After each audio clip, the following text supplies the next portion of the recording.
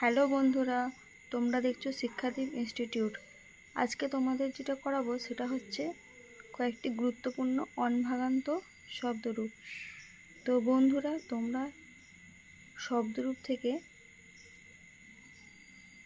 অনভাগান্ত যে শব্দগুলি আছে তার মধ্যে এগুলো ভালোভাবে করবে, অতি অবশ্যই কিন্তু তোমরা কমন পাবে। তো তোমরা দেখে নাও অনভাগান্ত শব্দরূপগুলো। এগুলো কিন্তু খুব সহজে প্রত্যেকটা বইয়ে পাওয়া যায় না। তো আমি কেবলমাত্র তোমাদের জন্যই কিন্তু এগুলো জোগাড় করে দিচ্ছি। তো বন্ধুরা, তোমরা কিন্তু ভালোভাবে ভিডিওটা দেখবে, ঠিক আছে? দেখো, প্রথমে আছে আত্মন শব্দ, এরপরে আছে দেখো জুবান শব্দ, এরপরে দেখো রাজন শব্দ। আচ্ছা, রাজন শব্দের পরে যেটা আছে সেটা হচ্ছে লঘিমন শব্দ। তো তোমরা যদি একটি করে শব্দরূপ করো তাহলে কিন্তু এদের মতোই যেগুলো আছে সেগুলোও কিন্তু হয়ে যাবে। যেমন ধরো, যদি বলি লঘিমন শব্দরূপ, তো আমরা যদি লঘিমন করি তাহলে কিন্তু এক্ষেত্রে তার অনুরূপ যে শব্দরূপ রয়েছে সেগুলোও কিন্তু হয়ে যাবে। যেমন ধরো গরিমন, তারপরে ধরো সিমন, ঠিক আছে?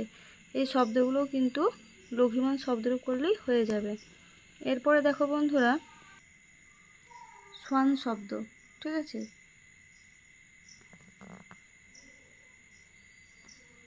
আচ্ছা, এরপরে দেখো সকারান্ত শব্দরূপ।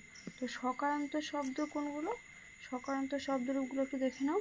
বেধস শব্দ,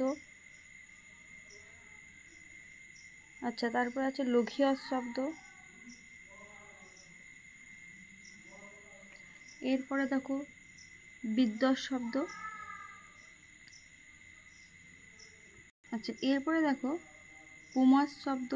এগুলো কিন্তু সবই কিন্তু সকারান্ত শব্দরূপ, ঠিক আছে? এখন যেগুলো দিচ্ছি তোমাদের, এই যে ধরো বেধস, লঘিয়স, বিদ্যস, পুমস, এগুলো সকারান্ত শব্দরূপ। তো যাই হোক, তো তোমাদেরকে যে সকারান্ত শব্দগুলি বললাম এগুলোও কিন্তু এর মধ্যে থেকেই তোমরা পেয়ে যাবে।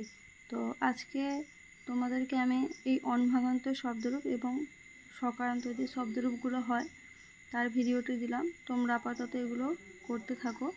পরের দিন আমি বাকি যে সমস্ত শব্দরূপ হয় সেগুলো কিছুটা দিয়ে দেওয়ার চেষ্টা করব এবং অন্য ক্লাস করাবো, ঠিক আছে বন্ধুরা? আজকের ক্লাস এই পর্যন্তই। টাটা।